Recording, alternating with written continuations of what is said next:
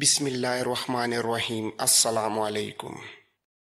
اس لشکر کے سپہ سالار زید بن حارث کے بیٹے اسامہ رضی اللہ تعالیٰ عنہ تھے۔ ان کی عمر بمشکل 20 سال تھی۔ مورخوں نے لکھا ہے کہ اسامہ رضی اللہ تعالیٰ عنہ کو رسول اللہ نے اس لیے سپہ سالار مقرر کیا تھا کہ نوجوانوں میں قیادت کا شوق پیدا ہو اور وہ اپنے آپ میں اسامہ جیسی صلاحیتیں پیدا کرنے کی کوشش کریں۔ اسامہ کو رسول کریم ویسے بھی بہت چاہتے تھے۔ اسامہ کے والد زید رضی اللہ تعالیٰ عنہ بن حارث جنگ معطا میں شہید ہو گئے تھے اور اسامہ میں لڑکپن میں ہی عسکری صلاحیتیں اور شجاعت پیدا ہو گئی تھی۔ جنگ احد کے وقت اسامہ بچے تھے، اس لیے اس جنگ میں شریک نہ ہو سکے، لیکن اسلامی لشکر مدینہ سے روانہ ہوا تو اسامہ رضی اللہ تعالیٰ عنہ رستے میں کہیں چھپ کر بیٹھ گئے۔ جب لشکر ان کے قریب سے گزرا تو وہ لشکر میں شامل ہو گئے۔ ان کی مراد پھر بھی پوری نہ ہوئی۔ انہیں میدان جنگ میں دیکھ لیا گیا اور واپس بھیج دیا گیا۔ البتہ جنگ حنین میں انہوں نے سب کو دکھا دیا کہ شجاعت کیا ہوتی ہے۔ جب رسول مقبول نے اسامہ کو رومیوں پر حملہ کرنے والے لشکر کی سپہ سالاری سونپی تھی تو بعض لوگوں نے اعتراض کیا تھا کہ جس لشکر میں ابو بکر رضی اللہ تعالیٰ عنہ اور عمر رضی اللہ تعالیٰ عنہ جیسے اعلیٰ حیثیت اور تجربے کے بزرگ شامل ہیں تو اس لشکر کی سپہ سالاری کل کے بچے کو دینا مناسب نہیں۔ یہ اعتراض رسول اللہ تک اس وقت پہنچا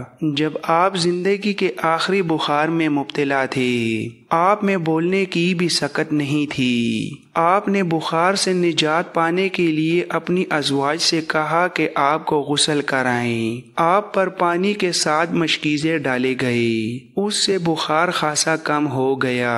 نکاحت زیادہ تھی، پھر بھی آپ مسجد میں چلے گئے جہاں بہت سے لوگ موجود تھے جن میں اعتراض کرنے والے سرکردہ افراد بھی تھے۔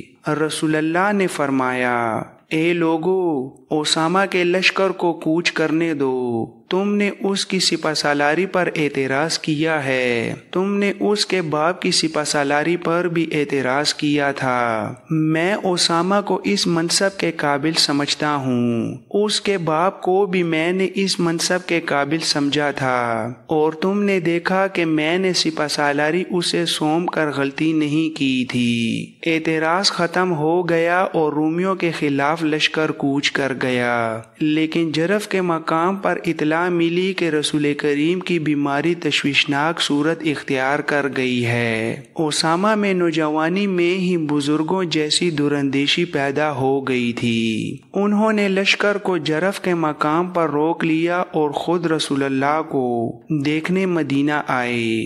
ایک تحریر میں اسامہ کا بیان ان الفاظ میں ملتا ہے، اطلاع ملی کہ رسول اللہ کی حالت بگڑ گئی ہے تو میں اپنے چند ایک ساتھیوں کے ساتھ مدینہ آیا۔ ہم سیدھے رسول اللہ کے حضور گئے۔ آپ پر نکاحت طاری تھی، اتنی کہ بول بھی نہیں سکتے تھے۔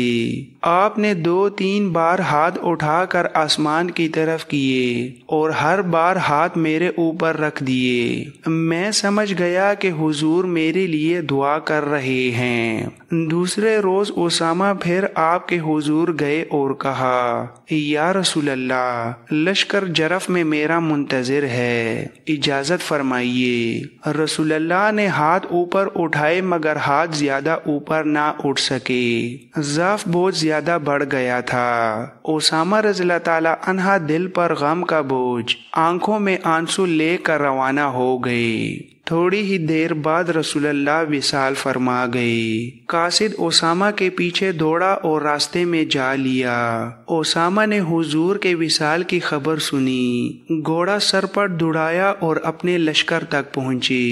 وصال کی خبر نے لشکر میں کوہرام برپا کر دیا۔ اسامہ لشکر کو مدینہ لے آئے۔ خلیفہ اول کی بیعت ہو چکی تھی۔ انہوں نے اسامہ کو بلا کر پوچھا کہ رسول اللہ نے انہیں کیا حکم دیا تھا۔ اسامہ رضی اللہ تعالیٰ عنہ نے جواب دیا، یہ حکم تو آپ کو بھی معلوم ہے، مجھ سے ہی سننا ہے تو سن لیں۔ رسول اللہ نے حکم دیا تھا کہ میں فلسطین میں بلقا اور دوام کی سرحد سے آگے جا کر رومیوں پر حملہ کروں، لیکن وہاں تک لشکر اس طرح پہنچے کہ دشمن کو حملے تک لشکر کی آمد کی خبر تک نہ ہو سکے۔ ابو بکر رضی اللہ تعالی عنہ نے کہا، جاؤ اسامہ، اپنا لشکر لے جاؤ اور رسول اللہ کے حکم کی تعمیل کرو۔ لشکر کو جب یہ حکم ملا تو ابو بکر پر اعتراض ہونے لگے۔ سب کہتے تھے کہ جب ہر طرف سے خطروں کے طوفان نے گھیر لیا ہے، اتنی بڑی جنگ اور وہ بھی اتنی دور شروع نہیں کرنی چاہیے۔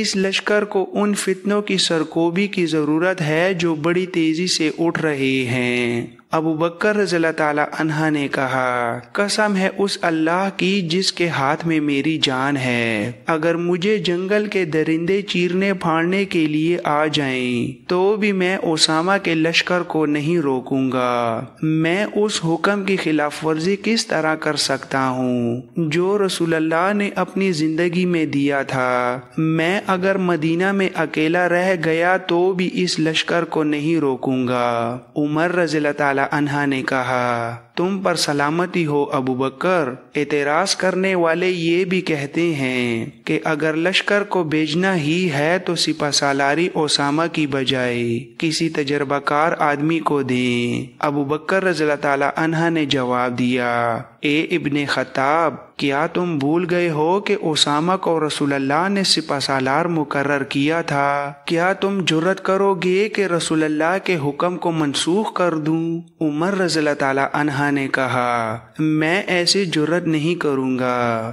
مجھ میں اتنی جرت نہیں۔ ابو بکر رضی اللہ تعالی عنہ نے کہا، میری سن ابن خطاب، اپنی قوم کو دیکھ، پوری قوم غم سے نڈھال ہے۔ غم کے ساتھ ساتھ ایک خوف ہے جو ہر کسی کے دل میں اترتا جا رہا ہے۔ یہ خوف ان بغاوتوں کا ہے جو ہمارے ارد گرد اٹھ رہی ہیں۔ ہر روز ایک خبر آتی ہے کہ آج فلاں قبیلہ باغی ہو گیا ہے، بعض قبیلے اسلام سے منحرف ہو گئے ہیں، اسلام بھی خطرے میں آ گیا ہے اور مدینہ بھی۔ یہودیوں اور نصرانیوں نے بڑی خوفناک افواہیں پھیلانی شروع کر دی ہیں، ان سے اور زیادہ خوف پھیل رہا ہے۔ اگر ہم نے رومیوں پر حملہ روک لیا تو دو نقصان ہوں گے، ایک یہ کہ قوم سمجھے گی کہ ہم کمزور ہو گئے ہیں، دوسرا یہ کہ رومی اور مجوسی ہم کو کمزور سمجھ کر ہم پر چڑھ دوڑیں گے۔ میں قوم کو یہ بتانا چاہتا ہوں کہ ہم کمزور نہیں ہوئے، ہمارا اللہ ہمارے ساتھ ہے۔ میں قوم کے حوصلے اور جذبے پہلے کی طرح مضبوط رکھنا چاہتا ہوں۔ رسول اللہ کے نقش قدم پر چلنا میرا فرض ہے۔ عمر رضی اللہ تعالی عنہ کو اس استدلال نے مطمئن کر دیا۔ ابو بکر نے کوچ کا حکم دے دیا۔ اسامہ کا لشکر روانہ ہوا تو ابو بکر کچھ دور تک پیدل ہی ساتھ چل پڑے۔ اسامہ رضی اللہ تعالی عنہ گھوڑے پر سوار تھے۔ مورخین نے لکھا ہے کہ ایک سپہ سالار اور وہ بھی نوجوان گھوڑے پر سوار تھا اور خلیفہ اس کے ساتھ ساتھ پیدل جا رہے تھے۔ اس کی وجہ یہ تھی کہ خلیفہ ہر کسی کو دکھانا چاہتے تھے کہ سپہ سالار اسامہ رضی اللہ تعالی عنہ تعظیم و تکریم کے قابل ہیں۔ اسامہ رضی اللہ تعالی عنہ نے کہا، اے خلیفہ رسول اللہ، آپ گھوڑے پر سوار ہو جائیں یا میں آپ کے ساتھ پیدل چلوں گا۔ ابو بکر رضی اللہ تعالی عنہ نے کہا، نہ میں سوار ہوں گا اور نہ تم پیدل چلو گے، میں روحانی تسکین محسوس کر رہا ہوں کہ اللہ کی راہ کی گرد میرے پاؤں پر بھی پڑ رہی ہے۔ عمر رضی اللہ تعالی عنہ بھی اس لشکر میں شامل تھے۔ ابو بکر رضی اللہ تعالی عنہ کو محسوس ہوا کہ مدینہ میں انہیں عمر رضی اللہ تعالی عنہ کی ضرورت ہوگی۔ خلیفہ نے سپہ سالار سے کہا، اسامہ، اگر تم اجازت دو تو میں عمر کو مدینہ میں رکھ لوں، مجھے اس کی مدد کی ضرورت ہوگی۔ اسامہ رضی اللہ تعالی عنہ نے عمر رضی اللہ تعالی عنہ کو لشکر میں سے نکل کر واپس جانے کی اجازت دے دی۔ ابو بکر بہت بوڑھے تھے، ایک جگہ رک گئے۔ اسامہ نے لشکر کو روک لیا۔ ابو بکر نے ذرا بلند جگہ پر کھڑے ہو کر لشکر سے خطاب کیا، اسلام کے مجاہدو، میں تمہیں 10 نصیحتیں کرتا ہوں، انہیں یاد رکھنا۔ خیانت نہ کرنا، چوری نہ کرنا، دشمن کے لاشوں کے اعضاء نہ کاٹنا، بچوں اور عورتوں کو قتل نہ کرنا، کھجوروں اور پھلوں کے درخت نہ کاٹنا، کھانے کی غرض کے سوا کسی جانور کو ذبح نہ کرنا۔ تمہیں دوسرے مذاہب کی عبادت گاہیں نظر آئیں گی جن میں تارک الدنیا لوگ بیٹھے ہوں گے، انہیں پریشان نہ کرنا۔ کسی بستی کے لوگ برتنوں میں تمہارے لیے کھانا لائیں گے، یہ کھانا اللہ کا نام لے کر کھانا۔ تمہیں ایسے لوگ بھی ملیں گے جنہوں نے اپنے سروں میں شیطان کے گھونسلے بنا رکھے ہیں، ان کے سروں کے درمیان کا حصہ منڈا ہوا ہوگا اور باقی بال بہت لمبے لمبے ہوں گے، انہیں قتل کر دینا۔ اپنی حفاظت اللہ کے نام سے کرنا۔ خدا حافظ مجاہدوں، اللہ تمہیں شکست اور وبا سے دور رکھے۔ لشکر کی مدینہ سے روانگی کی تاریخ 24 جون سن 632، یکم ربیع الثانی سن 11 ہجری تھی۔ یہ سیریز چونکہ خالد بن ولید کی ہے، اس لیے ہم وہ واقعات بیان کریں گے جن کا تعلق خالد رضی اللہ تعالی عنہ بن ولید سے ہے۔ رسول اللہ نے خالد کو اللہ کی تلوار کہا تھا۔ اسامہ کے لشکر کے متعلق اتنا ہی کہہ دینا کافی ہے کہ انہوں نے صرف 40 دنوں میں ہی رومیوں کے خلاف وہ کامیابی حاصل کر لی جو رسول کریم حاصل کرنا چاہتے تھے۔ اسامہ سالاری کے ہر پہلو پر پورے اترے، اور جب وہ فتحیاب ہو کر مدینہ میں آئے تو ان سب نے انہیں گلے لگایا جنہوں نے ان کی سپہ سالاری پر اعتراض کیے تھے۔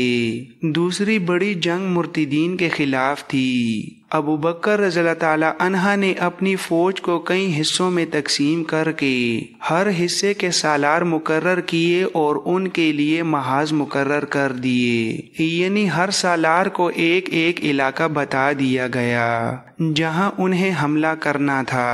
اس تقسیم میں ابو بکر نے خاص طور پر یہ خیال رکھا تھا کہ ہر دشمن کی طاقت اور لڑنے والی نفری دیکھ کر اس کے مطابق سالار مقرر کیے جائیں۔ سب سے زیادہ طاقتور اور مکار 2 مرتد تھے، ایک طلیحہ اور دوسرا مسلمہ۔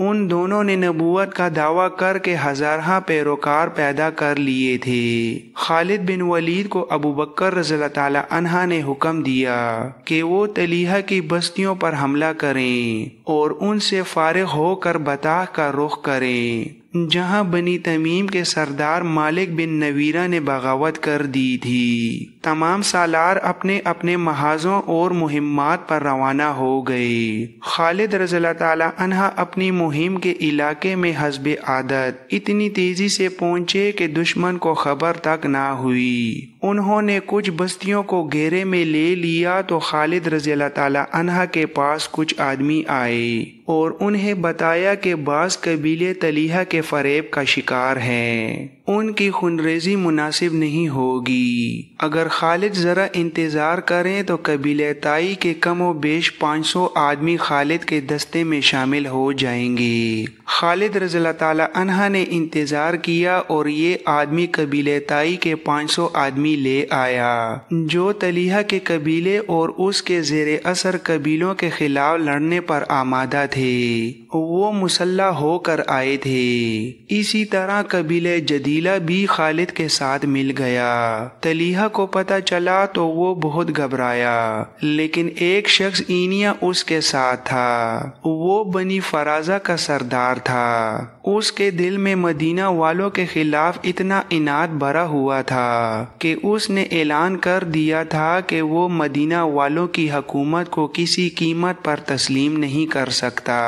غزوہ احزاب میں جن 3 لشکروں نے مدینہ پر حملہ کرنے کا منصوبہ بنایا تھا ان میں سے ایک لشکر کا سالار یہی شخص اینیا بن حسن تھا۔ رسول کریم نے اپنے اس اصول کے مطابق کہ دشمن کو تیاری کی حالت میں پکڑو، مدینہ سے نکل کر ان تینوں لشکروں پر حملہ کر دیا تھا۔ سب سے زیادہ نقصان اینیا کے لشکر کو اٹھانا پڑا۔ اس نے مجبور ہو کر اسلام قبول کر لیا تھا لیکن اسلام کے خلاف سرگرم رہا۔ خالد کو پتہ چلا کہ طلیحہ کے ساتھ اینیا ہے تو انہوں نے عہد کیا کہ ان دونوں کو نہیں بخشیں گے۔ خالد نے پیش قدمی سے پہلے اپنے 2 آدمیوں عکاشہ بن محسن اور ثابت بن اکرم انصاری کو لشکر سے آگے بھیج دیا کہ وہ دشمن کی نقل و حرکت یا کوئی اور بات دیکھیں جو لشکر کی پیش قدمی کے کام آ سکے تو پیچھے اطلاع دیں۔ دونوں چلے گئے اور خالد اپنے دستوں کے ساتھ آگے بڑھتے گئے۔ بہت دور جا کر ان دونوں میں سے کوئی بھی واپس آتا دکھائی نہ دیا۔ کچھ دور گئے تو 3 لاشیں پڑی ملیں جو خون میں نہائی ہوئی تھیں۔ 2 لاشیں انہی 2 آدمیوں عکاشہ اور ثابت کی تھیں جنہیں خالد رضی اللہ تعالی عنہ نے آگے بھیجا تھا۔ تیسری لاش کسی اجنبی کی تھی۔ بعد میں جو انکشاف ہوا طبری اور قاموس کے مطابق کہ یہ دونوں آگے جا رہے تھے، راستے میں انہیں ایک شخص ہبال مل گیا۔ ایک مورخ کامل ابن اسیر لکھتا ہے کہ ہبال طلیحہ کا بھائی تھا لیکن طبری اور قاموس اسے طلیحہ کا بھتیجا لکھتے ہیں۔ عکاشہ اور ثابت نے اسے للکار کر قتل کر دیا۔ اس کی اطلاع طلیحہ کو مل گئی۔ وہ اپنے بھائی سلمہ کو اپنے ساتھ لے کر آ گیا۔ عکاشہ اور ثابت ابھی اور آگے جا رہے تھے۔ طلیحہ اور سلمہ نے گھات لگائی اور دونوں کو مقابلے کی مہلت دیے بغیر ہی قتل کر دیا۔ خالد رضی اللہ تعالی عنہ آگ بگولا ہو گئے اور طلیحہ کی بستی پر جا دھمکے۔ اینیا طلیحہ کی فوج کی کمان کر رہا تھا اور طلیحہ ایک خیمے میں نبی بنا بیٹھا تھا۔ اینیا نے مسلمانوں کا قہر اور غضب دیکھا تو وہ اپنے لشکر کو لڑتا چھوڑ کر اینیا کے پاس گیا۔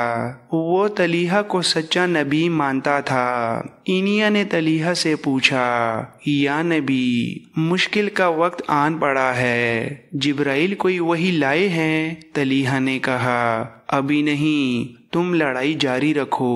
اینیا دوڑتا گیا اور لڑائی میں شامل ہو گیا۔ مسلمانوں کا قہر اور بڑھ گیا تھا۔ خالد رضی اللہ تعالی عنہ کی چالیں جھوٹے نبی کے لشکر کے پاؤں اکھاڑ رہی تھیں۔ اینیا ایک بار پھر طلیحہ کے پاس گیا، یا نبی، کوئی وحی نازل ہوئی؟ طلیحہ نے کہا، ابھی نہیں، تم لڑائی جاری رکھو۔ اینیا نے جھنجلا کر پوچھا، وحی کب نازل ہوگی؟ تم کہا کرتے ہو کہ مشکل کے وقت وحی نازل ہوتی ہے۔ طلیحہ نے کہا، خدا تک میری دعا پہنچ گئی ہے، وحی کا انتظار ہے۔ اینیا اپنے لشکر میں چلا گیا مگر اب اس کا لشکر خالد رضی اللہ تعالی عنہ کے گھیرے میں آ گیا تھا۔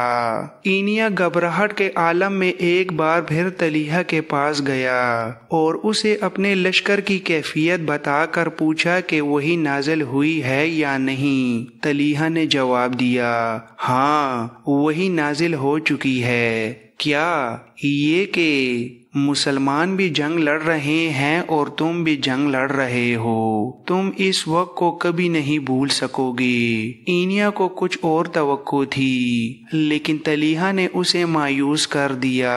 اسے یہ بھی پتہ چل گیا کہ طلیحہ جھوٹ بول رہا ہے۔ اینیا نے غصے سے کہا، لا ریب ایسا ہی ہوگا، وہ وقت جلد ہی آ رہا ہے جسے تم ساری عمر نہیں بھول سکو گے۔ اینیا دوڑتا باہر گیا اور چلا چلا کر اپنے قبیلے سے کہنے لگا، اے بنو فرازہ، تلیہا کذاب ہے، جھوٹے نبی کے پیچھے جانیں مت گنواؤ، بھاگو اپنی جانیں بچاؤ۔